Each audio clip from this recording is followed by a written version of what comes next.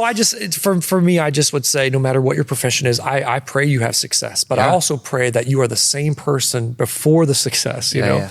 Yeah. My dad used to say, marriage multiplies everything by 10. So the joy that you'll experience by 10, but also the pain is going to be by 10. The pleasure by 10, but also the hurt and the depression and all of it it magnifies. Yeah. That's exactly what success and money do. It just magnifies whomever you are. We believe that you are strong by design, and you were made in God's image to have a strong body, mind, and spirit. You're listening to the #1 strength and health authority podcast in the world. So let's get ready to unlock your potential and transform your life in today's episode. Well, hey, what's going on? Welcome to another episode of the Strong by Design podcast. My name is Jared. Very excited for another episode today. We do release an episode every single Wednesday, so please make sure to check us out, subscribe to us. There's probably something in our backlog of the last 4 years that you missed, and so go look at some of our past episodes as well and check those out. I don't believe that you'll be disappointed. But today we're going to be talking about leadership. We're going to be talking about boundaries, and I have a really amazing guest for the show today. He's most well known for being the lead singer of Anberlin. He's been doing that for the last 3,000 or 4,000 years. Yeah, feels like it. Something like that. Yeah, feels like it. For a really a long time, and but recently he.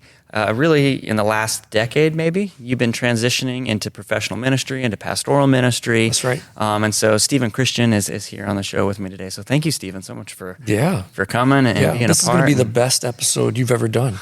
Man, it's already good. I feel it. I see it climbing the charts already. Yeah, so. This is my second time it being is. on the Strong by Design. The first one I think got about 7 million plays, so we're going to try to top it this time with 8 million. 8, 9, 10, yeah. Why not? Yeah. If you really, if you give it to your publicist and really pump it out there, that would be super helpful. Very cool. I'm going to need some supplements in exchange. You got it. Okay. Whatever you need. We're developing a sleep supplement. I need that. So we can do that. We have a brain supplement. I definitely. It's called NeuroThrive, and it's killing it right now. It just released, and I think they've sold like a million bottles already. Wow. Well, get ready for 2 million after this episode. Boom. So you're welcome. Link in the description below. So. Oh, yes. Subscribe and like. All those things. So, man, it was after we first moved here. So we've only been here in Tampa for about 2 years. Stephen is actually the pastor at Grace Family Church in Clearwater, the Clearwater campus. And so my wife and family, we came over to your house one night, and we were sitting around in your lanai, and we were talking about the When We Were Young concert that was coming up. Yep. And I remember sitting there having the conversation with you, and Christian and I just learned about it, and we're like, that's awesome. It's like all of these bands that we used to listen to in high school and college, and we're like, that's great. And your response was, yeah, we're going. I'm like, that's cool. Like Steve and Julia are going. And then I think it was that weekend you posted something on Instagram of you singing in front of like thousands of people. And I went, oh, by going, what he meant was the band is going and we're playing at When We Were Young. Yes, I should have worded that better. I'm sorry. It's very hard sometimes to be like, well, actually, we are playing on day 3 no big deal. Of the, but it's fun. And what came out of that, not just that conversation, but what came out of just the way that you conduct yourself as a pastor at Grace Family is I see the intentionality of you trying to separate those spaces, saying, hey, I'm not trying to be a celebrity. I'm not trying to be, whatever kind of egomaniac you could have turned into as being the headliner of a popular band. But there's this shift that happens. At least that's what I'm seeing. Whether you're doing that intentionally or not, I have no idea. But I see this intentionality, I think, and you correct me if I'm wrong, of, hey, I want to be a pastor here, and I want my focus to be Jesus and pointing people to God, and not how can I boost the band. But then at the same time, you still have, at least up until recently, which we can talk about that as well, but this over here where you're still doing the band thing, and it's like there's just a certain level of people attracted to that, to the band and to you and in that space, especially after a concert and things like that. And so my question to you is, when did that start happening? Is that something that actually is intentional for you? And has it always been that way? That's a great question. I mean, I think for me, throughout my career, I've tried to make sure that I'm not just Steven from Anberlin. I saw so many people like in bands, and I feel very blessed, very lucky that Anberlin got where it was. But I saw people that were even in bands that weren't as successful, and I'd watch as their career ended and they would just drop off the map, you know, because they had got their identity so consumed into the band, into who that was, that character that they played on stage became them. And then suddenly when that was over, that season of their life over, I just watched it just them just crumple as humans. And so it was something I was very, very self-aware of just kind of making sure that there was almost a division point. Like that character on stage, he stayed on stage. I didn't come home and treat my wife like that. I didn't want to treat my family or my friends like that. That's just not who I was. Love that description. The character on stage. It is. I mean, that's all it is a persona, you know, and even that, you know, people, I think, you know, when they come and, you know, they know me just in the church world, when they come to an Anberlin show, they're just like, what was that? Like, you know, just a little bit. But there is, I mean, and that character is somebody I developed, you know, very much because, I mean, as far as I'm not saying I'm introverted, but I'm definitely not as extroverted as that person is, as that character is, you know, and you got to have a level of that, a level of confidence, a level of, I don't want to call it pride, a character of pride, you know, of energy, just saying, though. Energy. I mean, absolutely. You're working with the energy of the crowd and the energy of the people there. And if you're not engaging with them, they're not going to engage with what you're doing. 100%. But who you see, you know, definitely as far as like what I say or who I am on that stage, it's not something that I'm, you know, I'm such a different character off stage.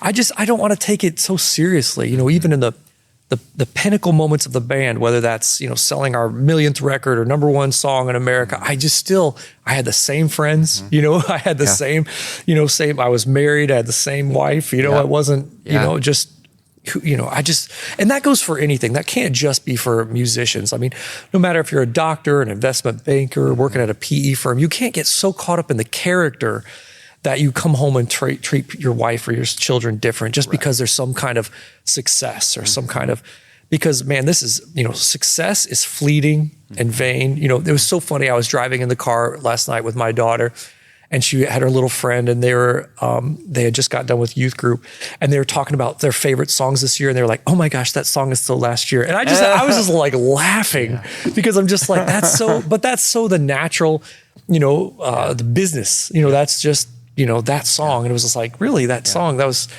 you know, Harry Styles, the single came out at the beginning of the year. How is that? Anyway, they're very young. They don't really know what they're saying. They're like 10 years old. But it was just kind of funny, just to listen to them and hear what they were kind of the discussions. But that's for anything, man. Your success, you know, you're not the Rolling Stones. You are not U2. You are not, I mean, you are not, you know, I knew that. I was very self-aware. Just saying the chances of us being Led Zeppelin are so slim, you know, so I'm not going to invest so much into who I am at this second that it ruins the rest of my life. Even at the pinnacle of the band, we were living in Nashville, Tennessee, making more money than I knew what to do with, touring the world, all this stuff. I still worked for, still ran social media for Ultimate Ears because I wanted to learn that side of the business. And I was still pursuing my master's degree in business. And so for me, I could have said, I'm going to spend all this money right now. I'm going to buy myself the nicest car. I'm going to, you know, I'm just going to live it up and do all that. Or I was sitting there going, what's going to make the most financial sense for me in the future? How do I invest in myself 10 years down the road, as well as my education? And so because I knew that Anberlin in a way was plan B. Plan A is always what's going to be next and the horizons and stuff like that. So for me, it was a way, I just could not take myself too seriously. And I couldn't hang out with those people that did. Like my best friends in the business, the music industry, are people that were thinking 10 years out. What do we do? How do we make this? You know, they were more, the band used to make fun of me and call me the suit, you know, because like, I love that. I love the strategy. I love the negotiations. I negotiated our publishing deal. I negotiated with record labels. I helped with all that process because to me, that was fun. I liked that side of it, I wasn't so consumed with, I'm the artist, bro. And, and I just because of my music. Just, so I just, for me, I just would say, no matter what your profession is, I pray you have success, but I also pray that you are the same person before the success, my dad used to say, marriage time multiplies everything by 10. So the joy that you'll experience by 10, but also the pain is going to be by 10. The pleasure by 10, but also the hurt and the depression and all of it it magnifies. Yeah. That's exactly what success and money do. It just magnifies whomever you are. And so I'm very grateful for my accountability partner / best friend Seth Kane, and just the fact of the matter is, if it wasn't for him coming out on one of the early tours and kind of basically like punching me in the face and just being like, dude, straighten up, get right with yourself, get right with God, get right with everything. I'm not sure the trajectory of who I could have been. So I attribute a lot of like early on kind of not taking myself so seriously. How old were you when the band started? So when the band started, I've been playing music since I was 15, in a horrible punk rock band with all these guys when I was 19. And so we were signed. We were good. What's that band called? I don't know. You're not going to share? No, I will not. So at 23, 23, which we started Anberlin, 24, I was signed, and we were well on our way at 24 and stuff like that. I just graduated University of Central Florida when all this kind of kicked off. Okay. And so you guys weren't a band very long when you got signed? No. But yes. But the collective was already there. You guys the same people that were in Anberlin were in this punk band? Punk rock band. Okay, yeah, for the most part. And 4 out of the 5. Gotcha. And so, yeah. So you'd already been playing together. We'd been playing together. We were already writing the music in the background. Yeah. And so it wasn't just like one hit, we got instant success. Yeah. It's like, no, we had been culminating. I've known the bass player since he was in 4th grade and I was in 6th grade, so the chemistry was there, the drive, the motivation, the culture. Do you guys write together? We do. So primarily a guy named Joey and I early on, he's the guitarist and I would write the songs. Yep. Now it's definitely a collective. It's definitely a collective experience, but it didn't start out like that. It was just Joey and I for the first 3 records. Yep. But then it kind of transitioned on. So what I was saying is just, I don't even know what I was saying. It was just, sorry I interrupted you. No, that's good. But just, yeah. I hope that answered the question. Yeah, 100%. When I told another videographer that you were coming in today, I said, Pastor Steven's coming in. And his response to me was, oh, the one with the hair?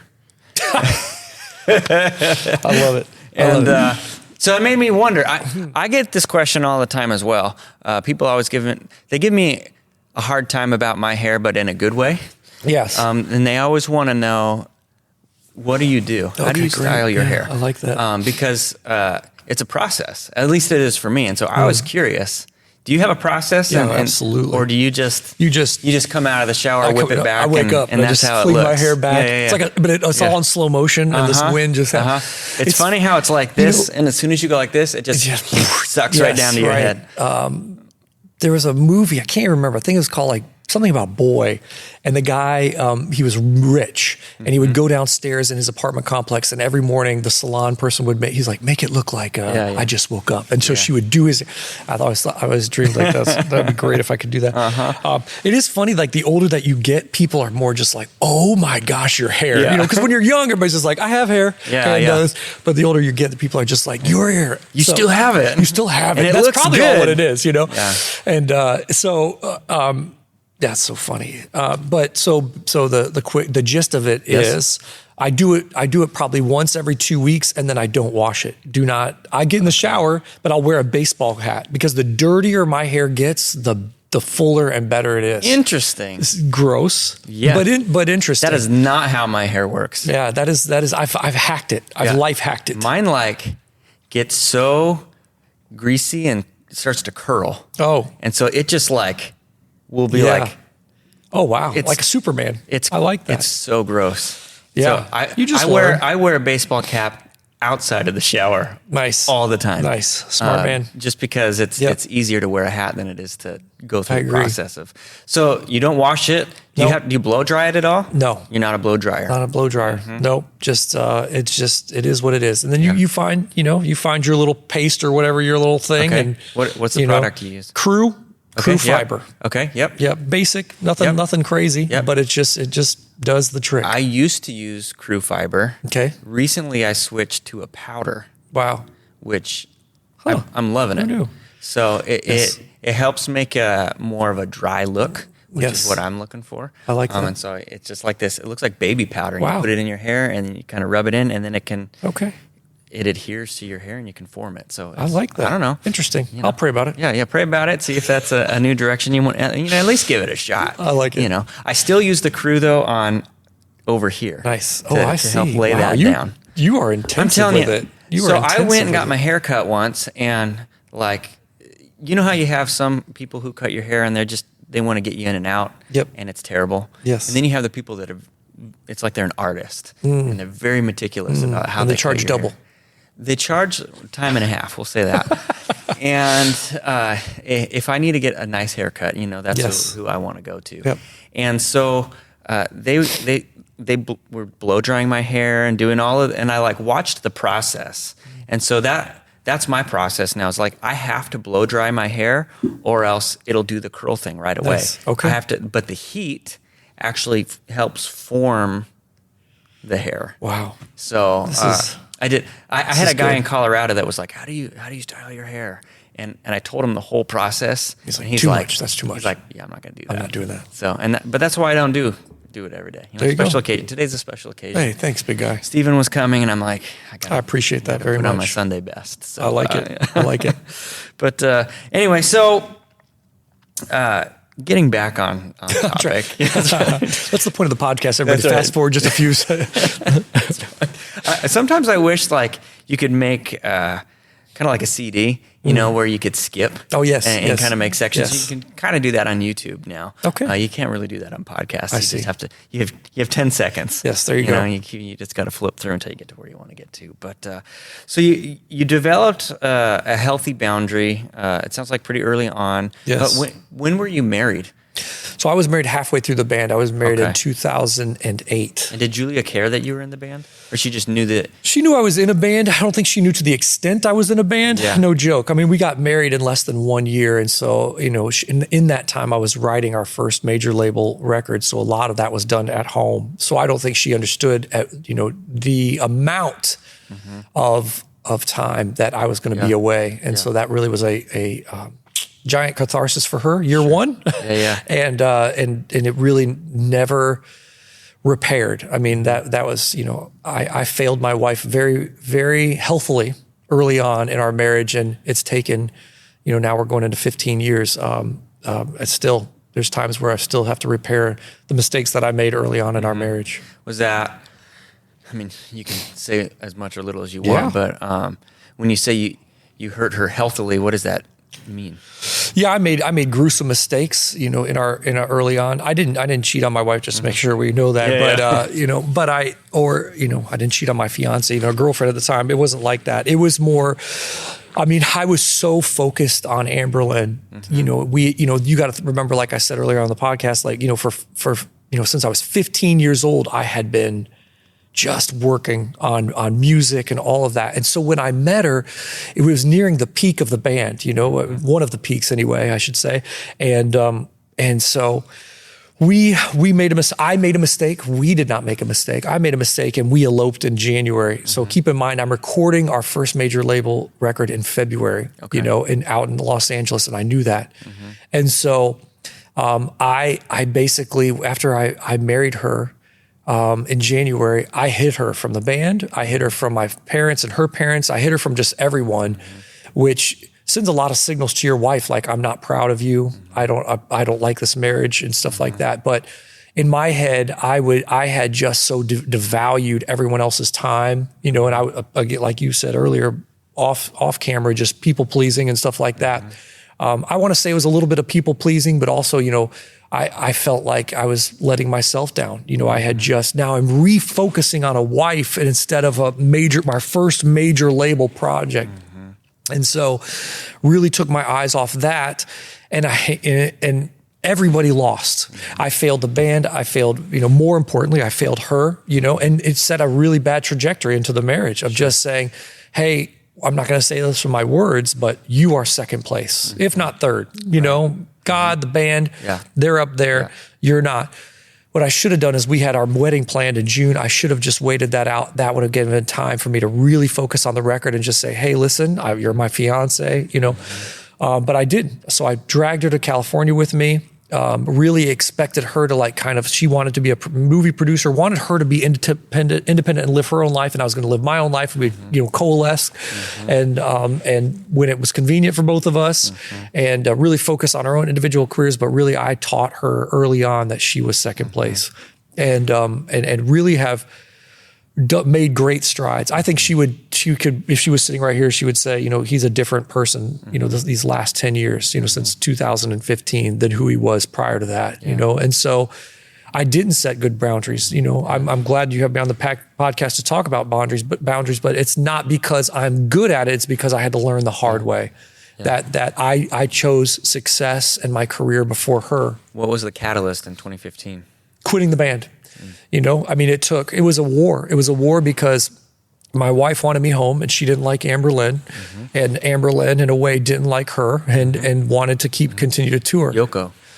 Well, no, not to that degree. No, not to that degree at all. It was not, I don't think that at all. I think any man worth half his weight should prioritize his wife, over, I don't care if it's a band or an acting career or stock market trading. I can tell you, as a pastor, my wife felt the same thing. She felt 100%. Like the church was first place and she was second place, and I was always catering to what all of these other people needed, and then she got the leftovers. Well, ministry convolutes it in a lot of ways because it's a calling. So you're sitting there saying, well, babe, but this is what God wants. Right. And then the provider in you says, well, this is how we make a freaking paycheck. Yes. You want a roof over your head or not? Yeah. So you take those two areas and suddenly it's a holy practice. That's right. So you're on the sidelines for holy reasons. If you just go pray more, you'd understand why I have to do what I gotta do. So it was,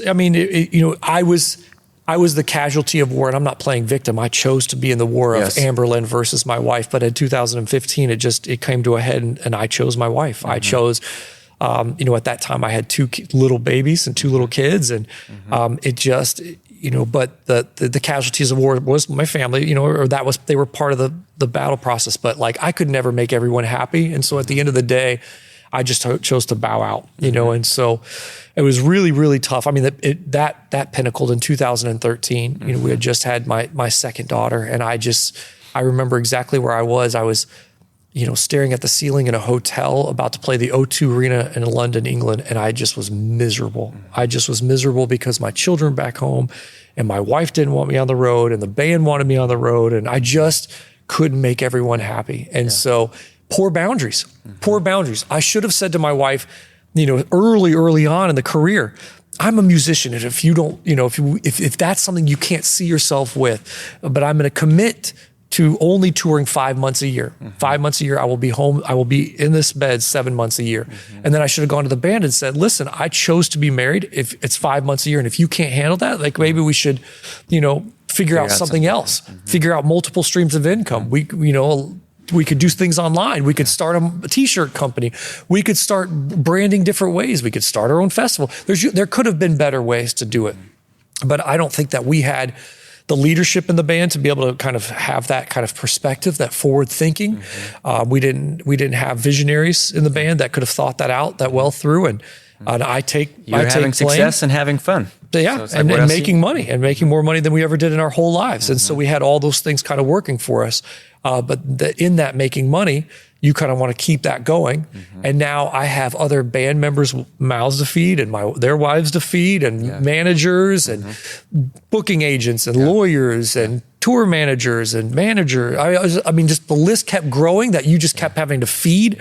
And so We just could have worked smarter and not harder. So for any band out there, there's got to be ways. There's just better ways to do it than what we did. It's one of those things you don't really understand either until you get married. That's right. So, well, yes. I mean, I was in a band in college, no success, but we were having fun. We were playing different shows or whatever, and then, it was actually my brother-in-law got married to my sister, and then he quit the band, and then the lead singer, he gets me, and it's such a yoke. I know she is. She's the worst. She knows it though. But then, our lead singer, the same thing. He gets married, and all of a sudden, the epiphany comes to him where he's like, "Oh, that's what Jason was talking about." Yeah. And he's like, "Guys, I got to step down." And we're like, "Why? What's wrong?" But then, you get married, and you go, "Oh." Yeah. It's like you don't know till you know kind of deal. Yeah. And so no one else in the band had kids. Right. And so it's really hard to say, and they just kept thinking I'm playing some type of proverbial trump card. I'm married and I have kids and you don't understand.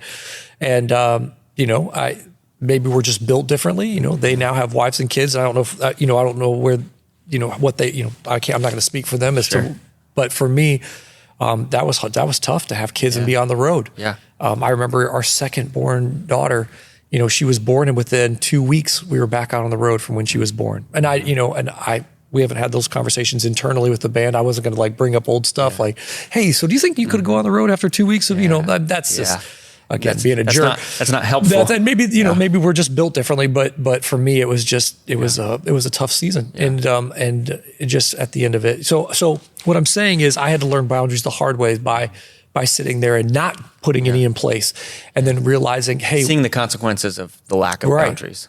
And then slowly learning, hey, if I want a quality of life change for everyone around me, friends, family, career-wise, I'm a much better leader now than I ever was in Anberlin. A much better perspective because so many boundaries are in place. And so I wish obviously what is the old adage? Youth is wasted on being young, or that's right. Whatever that is.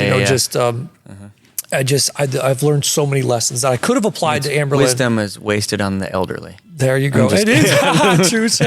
I like that one too. It's so true. But it's just one of those things. In hindsight, I could have done so many things different, and maybe be in the band right now, full time, back in. All in. But I just was a poor leader in a lot of areas. It was leadership was taken from me in a few different ways. And so with the culmination, and I accept responsibility for all of that. I'm not pointing anybody fingers. That's me. I was a poor leader in a lot of ways. I didn't have the wisdom I should have had, the boundaries I should have had. But that's not a woulda, coulda, shoulda, or I regret, because I could go right back in the band. But I think there's just a lot of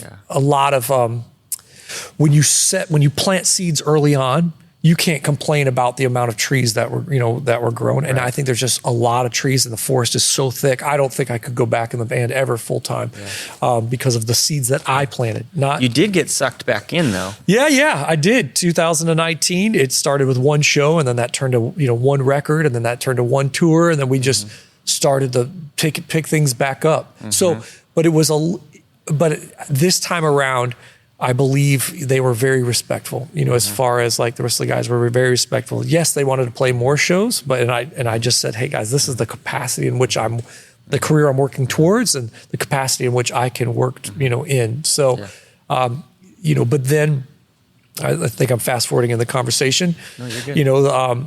The fact of the matter is like they wanted to go even more and harder. And so at some point, I just had to tell them that's not where I'm at. That's not where I'm at in life. And so I reached out to a really good friend, Maddie Mullins, who plays for Memphis Mayfire, huge band, incredible musicians.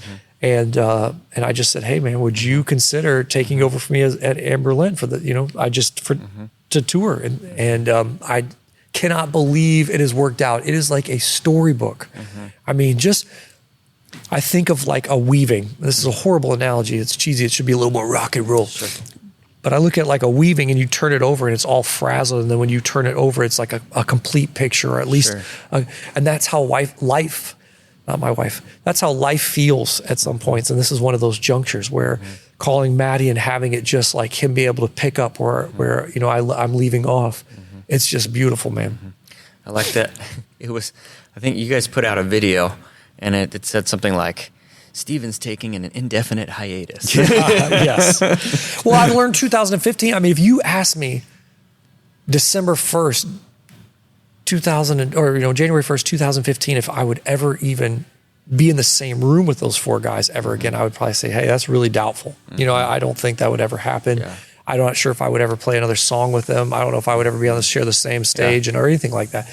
And so never saying, I'll never do that. Mm-hmm. I've learned the hard way. You don't say that. I mean, I don't know if I'll ever play another show with them. I truly don't. Mm-hmm. But that's not, that's, man, God and life more. And what? I have a few more. Actually, I got a couple in December and in January in Australia. And so, it'll be done by the time this gets released, I think. There you go. So, who knows? Yeah. But it's one of those things in life, I just never say never to anything, you know. And my youngest daughter is 6 years old, and so I think at some point I want her to see a tour bus again, and I want her to experience a giant stage and 10,000 people screaming your songs. I want that experience for her. So again, I'm never going to say never. Sure. I would love for her to kind of have those kind of memories. My two older ones do. Right. How do they react to that? Do they think Dad's cool, or do they think I don't know. Dad, why do these people like this song? This song's terrible. Yeah, they definitely don't like the music. Yeah. I mean, it's just they're very much into Taylor Swift right now, and Lauren Daigle and a bunch of all those kind of pop music. Sure. So I don't think they just kind of smile and nod and stuff like that.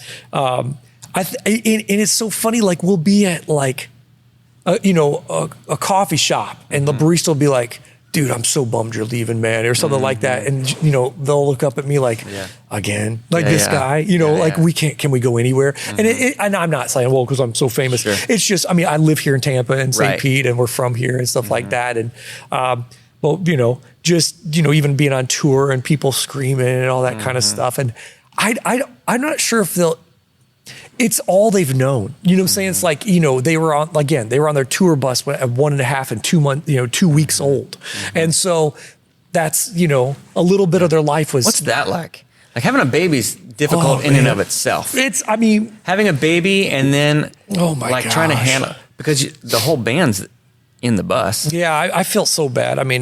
Shouts out to Nate Young, because his bunk was the closest to my crying baby. Yeah. And so I appreciate his patience with me. Unheralded patience by that guy. Yeah. It's just,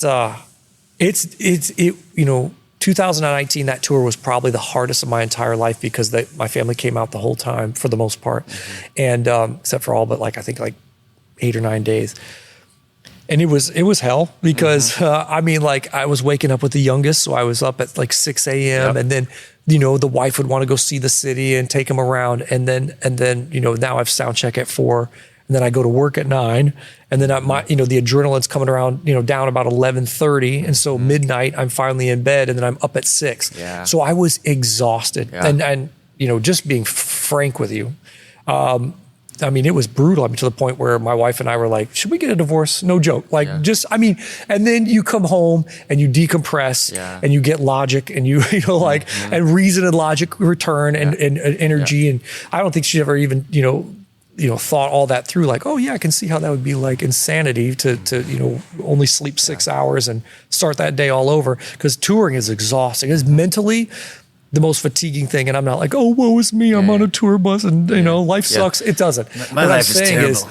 Anybody out there with a traveling job would be able to relate, like at a new, a different hotel, at a different, oh my gosh. So adding all that, but getting some good therapy and good counseling got us back on track. But that was really, really hard. I praise God for some very gracious pastors that I was working with that were, I could vent to and talk to, and counselors that kind of walked us through, and a guy named Kerry Rose out in New Mexico that told me to shut up and man up. And I was like, fair enough, great pastorally advice, and, you need the tough love sometimes. You do. Oh, I love tough love. I love it. Oh yeah, he's probably right. Yeah. So I think you've made me cry 3 or 4 times. Oh, praise God. Yeah. I just, that's tough love, big guy. Yeah. Man up. No, but, and so even back in the day that was pretty brutal. On the rest of the guys, I appreciated it, for me, because just having my family there was best of both worlds. I don't know how long I could have gone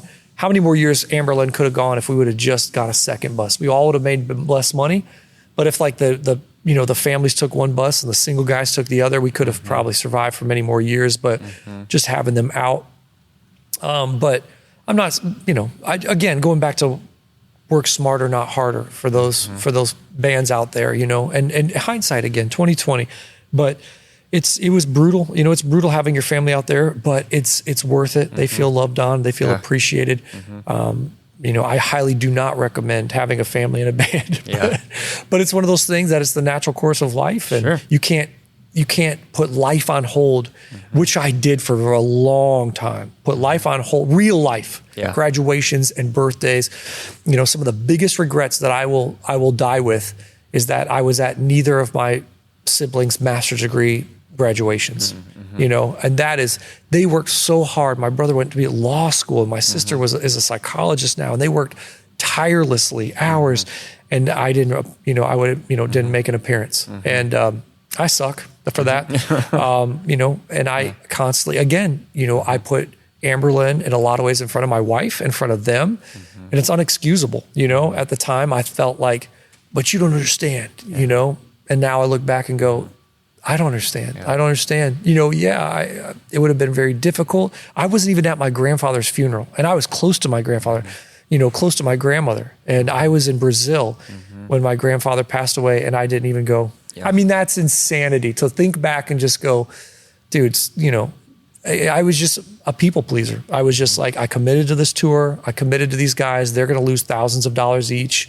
I got to feed help feed their wives. They were helping feed mine. So but I can't believe it. I'm just, that will never happen again. I don't care what's happening at the church. I love you and I love your wife, and I'm so happy you attend the church.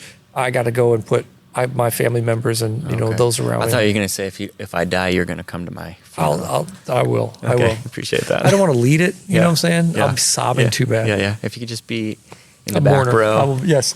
Black, something over your eyes. Something cry, like that. Yep. And put some. No, but yeah, boundaries are learned the hard way. Yeah, and to the point where it separated my relationship with my brother and sister for some time. They just. And even my little brother, still to this day. You have three siblings? 3 siblings. Okay. I feel like I've wounded them to the point where, it may, I don't know if they'll ever, I'm not saying like their world revolves around me. What I'm saying is there's still a little bit in them where it's just kind of like, is there, are you still going to be around? Are you here? And so. Yeah. We were talking about it earlier, and we had John Streetmatter on our podcast this week as well. That guy. We're talking about like credibility and how it's like a bank account. Yes. Right. And so even with your own siblings, yes. If you've made those big deposits or withdrawals, if you made those big withdrawals of, hey, I wasn't there for this or that, then that's going to stick with people. 100%. So you have to keep putting in those little deposits. Yeah. And I don't know if I'll ever be able to deposit what I've withdrawn through there, for being in the band for those 15 years. So, but I love them, and we're good friends. Like we're family. Are they close? We're close, but they're not. One brother lives in Tallahassee, and my sister lives in Nashville, and my youngest brother lives in St. Pete. But we're closer than a lot of families. But as the oldest, you'd think he wants to galvanize the family and keep everybody happy, and instead I just kind of went my own way. And anyway, we'll get through it. But what I'm saying is, let's talk about boundaries, but learn from my mistakes, not because like I did it so well. I did it fine in some areas, and in other areas, I brutalized the people around me. Pastor Daryl a few weeks ago talked about, it's always easier hindsight, to see what we should have, could have, would have done. Yeah. It's harder to. But that's why I love podcasts. I truly do. I listen to podcasts every day. I love listening to How I Built This by Guy Raz and a lot of like leadership podcasts. I want to hear the failures. Successes are great, but I want to hear about how you got to the brink of destruction and what the decisions I've made. That's where I learn all my leadership is from people. I have a mentor named Tim Whipple, and he just, he has a backstory on things that went awry in his life and his, not just his personal life, but in his ministry. And I needed to hear that. Like I needed to hear, and people like, Jeff Countryman that you and I both know. I need to hear I want to hear the failures. Where did you go wrong? I appreciate the successes. I applaud you. You're working with me because of your successes, but I need to hear those failures because what are the pitfalls that I'm aiming at? Well, not only that, but hearing those pitfalls and then learning how do you climb out of those pitfalls when they happen. Because I think for a lot of people, you hit you fail somewhere and then you're out. I'm done. I just give up. Like you guys, that could have, sounds like easily happened with you guys where, hey, this isn't working and we gave it a shot, but we're just gonna be done. Whether that was with your marriage or with the band or whatever, or if your friend hadn't spoken to you on that first tour, the direction that you could have gone and the greater consequences that could have come from that 100%. Didn't happen. Yep. So I think it's good to hear those things and say, okay, that happened to you, but now here's the adjustments that you made, and now here are the positive consequences of that. Yes. I think a lot of times we think of consequences and we think of them as always negative. They don't have to be negative. Consequences are just a result of something that happened.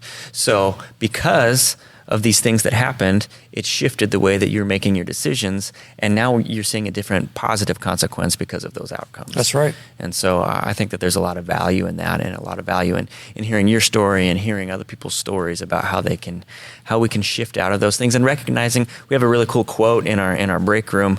I think it's Winston Churchill, that basically he's saying like, failures are only failures if you're not learning from them and moving forward, something along those lines, And so we're gonna fail. We're humans, and we're gonna mess up. We're gonna do things wrong. No one's gonna do things right 100% of the time. But it's how do we respond to those failures, and use them as a positive, somehow making it a positive spin, or keeping yourself from going further down a path that you don't want to go down. So that's good stuff. So I mean, we've talked a lot about some really good stuff. You brought up leadership, and do you feel? I feel like you've learned a lot about leadership over the years. Do you feel like you? I already know your answer, but you can give me your. You can elaborate on your answer.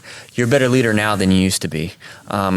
You've made the decision to step back from the band in order to focus more on your family and more on pastoral ministry, which is where you believe God has called you.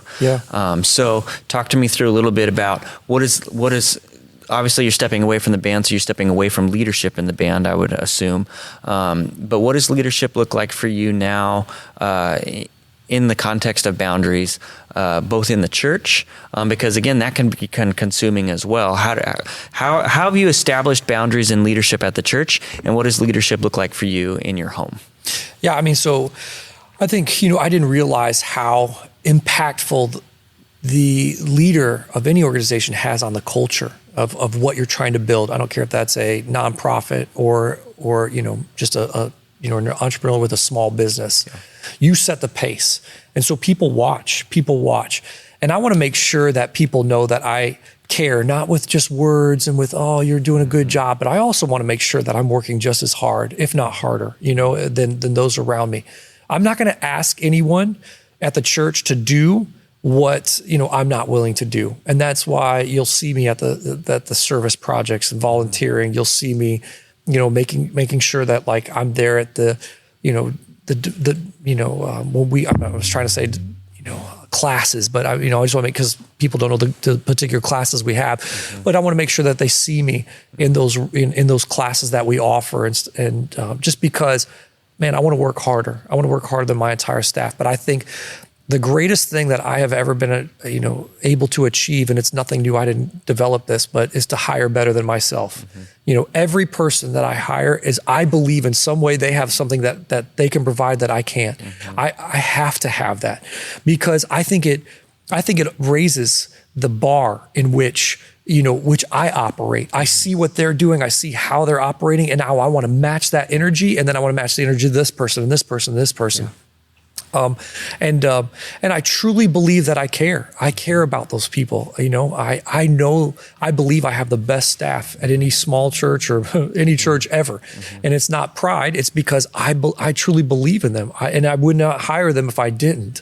And so I think that's what a small, a business takes. and I'm not calling churches business, but I like to think of it as that because there's a business side of church. There is a business. Absolutely. Because I think there's a lot of principles that we kind of, as the church, kind of push aside and say, oh, we don't think about that. But it's like, why? Yeah.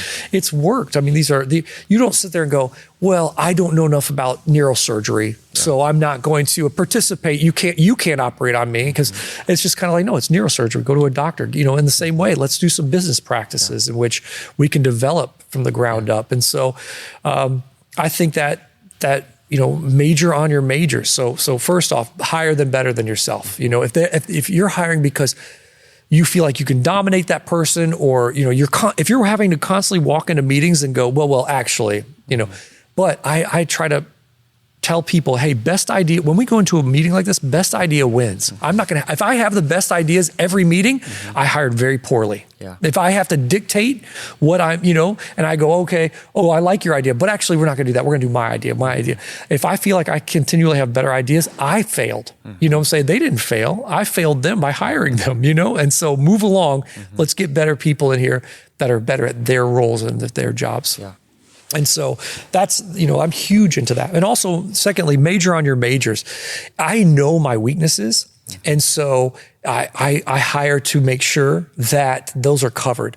And, I'm not great at, I love big picture stuff, but when it comes, so I can figure out A, B, and C and X, Y, and Z, but all that's the little meticulous stuff in the middle, I don't want to organize that. That is a time suck. That drains me. Right. And so I'm going to hire for those people. I have 2 people on my staff, Tyann and Sophia, in which they can get me from C all the way to X. They will tell me, hey, here's what we need to do. Solid finishers. Yeah. And I love that about them. Yeah. And so I hire to my weaknesses. I know my strengths. I know I'm innovative and I'm a galvanizer. I can collect people. I can get them. Are you speaking working genius right now? I am. Yeah. That's the 5 geniuses. Yeah. And then I'm a type 3. I'm an achiever. So I'm going to get it done. It will happen. We will. I don't care what happens, but I got to make sure that I have other people in my corner. I just read that book this week, which is why that's awesome. You're saying these words, and I'm like, why is he choosing galvanizing? Yes, I love it, man. Good work. Good book. Yeah. Good book. 5 the working geniuses. I hire out to my weaknesses, and I make sure that I major, I perseverate on what I'm great at. And then just be very self-aware. But I think the number one, and I hope my staff is not listening to this, but the number one thing that you can do as a leader to instill trust, in my opinion, the number one thing is to develop your leadership and be very flamboyantly out loud about it. So for instance, hey guys, let me tell you something that I'm really struggling with, but I'm reading this book and I'm listening to this podcast and I'm really getting help here. So that vulnerability goes, man, I feel safe in this. I don't, and just allowing them to hear where you are struggling. I don't care if that's not just, obviously boundaries with what you say about your personal life as far as your, hey, I fought with my wife and she is such a, that's right. So you'll never guess what Julia did this morning. Not that. But I will say, like, hey guys, I just want to let you know, like, I'm not great at details. Here's what I'm doing to overcome that. Tyann is really working with me on my iCalendar. Everything is in my calendar. If you're not on my calendar, if you feel like you need some time with me and I'm walking past you, guys, I'm so sorry. I'm not good at that. And you and I've said to you as we're standing there, take out your calendar, take out your calendar right now, and you're going to give me a date and we're going to put a time. Because if I just say, hey, Jared, we're going to get together someday. No, never even happens. with this podcast, I think second I put it in because I know my weaknesses. I will not, you will not. I'm the exact same way. So if it's not my calendar, I'm not going to remember. It won't happen. I even have time. It's not even like because I don't like you or because I don't want it to happen. It's just because my brain gets distracted. Friday from 9 a.m. till noon is my wife's unadulterated time. Yeah, we'll go out on date nights, but this is your time. Like, let's have that heart to heart. Let's have that quality time once a week. We break it down. And so that just know just major on your majors and minor on your minors. Don't feel like you have to have it all figured out. That's called pride. That is straight up pride. No one is great at everything. I used to so desperately want to be a universal man. I want to know a little bit about plumbing and a little bit about astronomy and a little bit about that. And that sounds really good in theory, but that just means you suck at everything. That just means you straight up. I feel like you just described my life. There's nothing you're great at. I am so average at everything. So really major on your majors. and that's my leadership style, is trying to make people feel safe within it, because, and I challenge any leader out there, try this. Try to develop yourself, but be very boisterous about your failures and what you're trying to develop. Hey, listen, guys, like, and sending people podcasts, and we're going through books about leadership and lead like Jesus. Balance and boundaries in that as well. Like, you kind of touched on it. You can't say everything to everybody. Yes. You know what I mean? You have to be intentional with what you share and who you share it with. 100%. And so I just say that as a caveat, like, absolutely.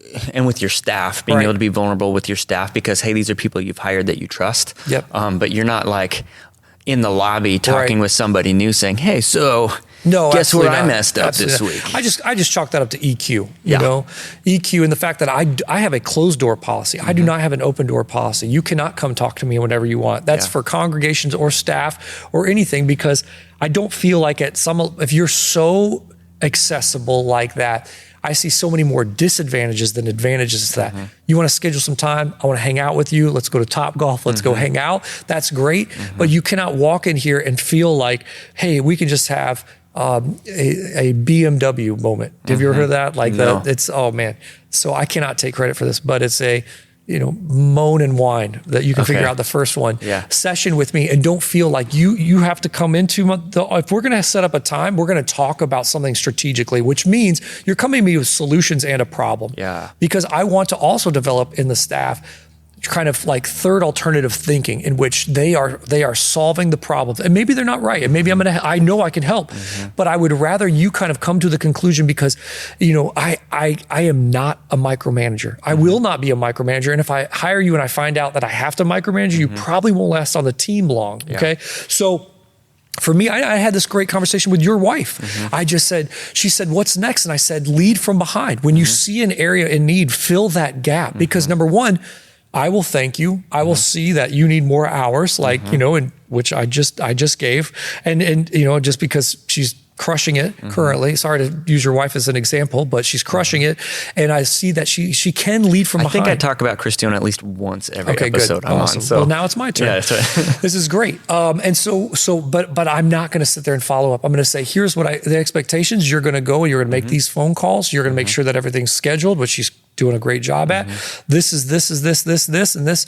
And I can see if she's doing or not, because I'll see the frantic look on her face if things are not happening on a Sunday morning. Right. But also, I want to make sure that we're developing solution-based problems in which, hey, here's the problem. Here's the two solutions I'm coming with. What do you think? Actually, none of those are going to work. But let's try this. Have you thought of this? Oh, okay. But I at least I think that's such a good mental practice, because even in your home life, my wife is really struggling with this. Instead of just boiling over in anger, you could say, hey, have you ever thought about maybe waking up 20 minutes earlier? Hey, have you ever thought about working out like this? Have you ever thought about structuring your day like this? Not in a way of, I'm telling you what to do because I know more, but in a way of kind of presenting solutions because I see this as a challenge in you. That's a huge value, because I think as human beings, we're naturally negative. Yes. A lot of people are. I see it everywhere. I see it in myself, where it's, I always give the example of Stephen got a new haircut. Maybe this wouldn't happen to you, but we'll use you as an example anyway. Stephen gets a new haircut, and 99 people, at church come up to you and say, man, Steve, your hair looks awesome. Does anyone call you Steve? No. I didn't think so. That's my dad's name. But then as you're walking out the door, one person is like, dude, your hair sucks, And a lot of us will go home and we'll dwell on that one person as opposed to thinking about the 99 people that said it was amazing. And that's, for whatever reason, we just have this natural gravitation towards the negative. We do, absolutely. And so I love the idea of putting into practice and being intentional. That's always a word that's like when I was preaching in Iowa, people would count how many times I say intentional in a sermon, because I said it all the time. Because if we're not intentional about things, then we coast and things stay the same. But being intentional to say, I'm not just going to look at what's bugging me, but I'm also going to look at, hey, what are some options to make this better? I just think that you said it. I'm just repeating what you said. Yeah. I think that there's so much value in that approach to your job, to your family, to being a father, to being a good husband, to everything. Bob Iger, president of Walt Disney, said he wrote a book called Ride of a Lifetime, and in it, my favorite quote is, "How you do anything is how you do everything." Mm-hmm. And I love that because it made me slow everything down. Because instead of expediting and speed and going and quick and just do, it's like, no, I'd rather be intentional and hang up these clothes right now, because how I do anything is how I'm going to do everything. And so, being intentional is definitely a value that I've acquired or pursued in the last few years. Yeah, it's really, really good. Before we wrap up, you touched earlier too about church as a business. Yeah. And I wanted to circle around to that, just because people get very frustrated when they hear about church being a business and how they don't like it. And they just need to man up and get over it. No joke. I mean, like, here's the simple fact is the church runs on three things: the Holy Spirit, leadership, and money.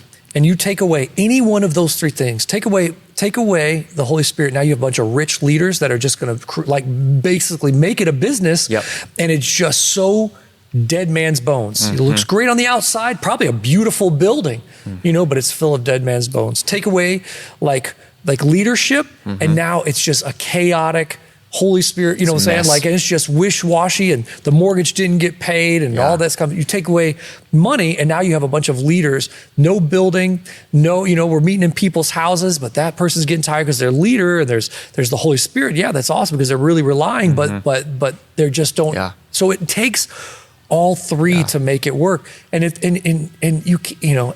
very frustrating because I understand. I grew up a televangelist. I grew up with that guy staring into the camera and just saying, if you don't, put it, send me your credit card numbers, God's not going to bless you. And it's just kind of like, are you kidding? So I understand, but you can't let the pendulum swing so far, because I'm getting heated. Yeah. Balance and boundaries. The fact of the matter is, like, our God is a God of a cattle on 1,000 hills, which is a very poetic way of saying He owns everything. We're just stewards of it.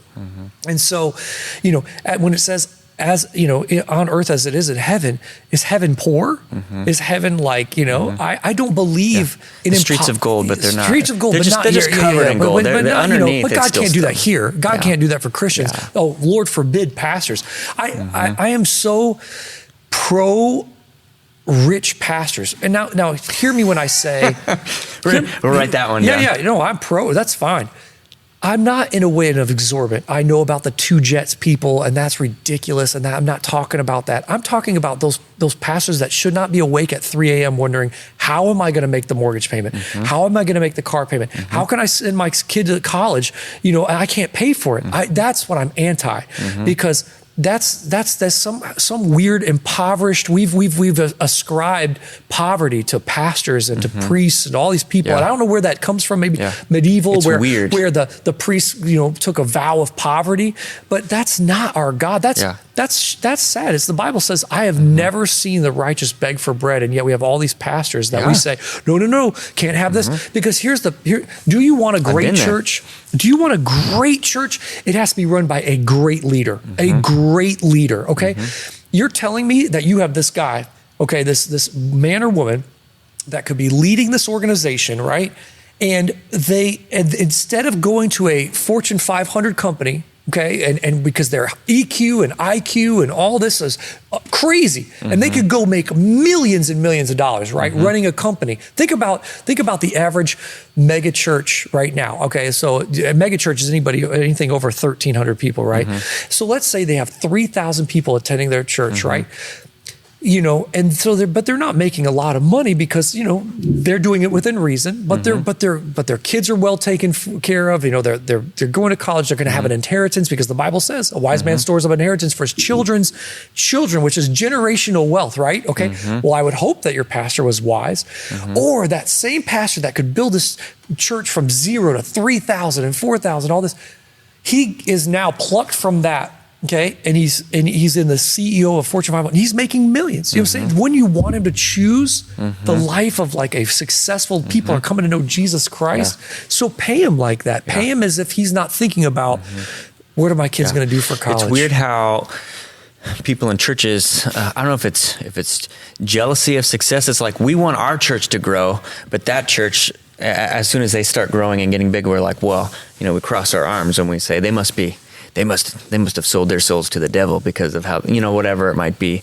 And I also think about people who say, I don't want to be a part of the church anymore. We're just going to meet in my house. Yeah. Right. And so, hey, we start meeting in my house. And if you're doing what God wants you to do, then you're evangelizing, which means more people are coming to know Jesus, which means more people are showing up at your house.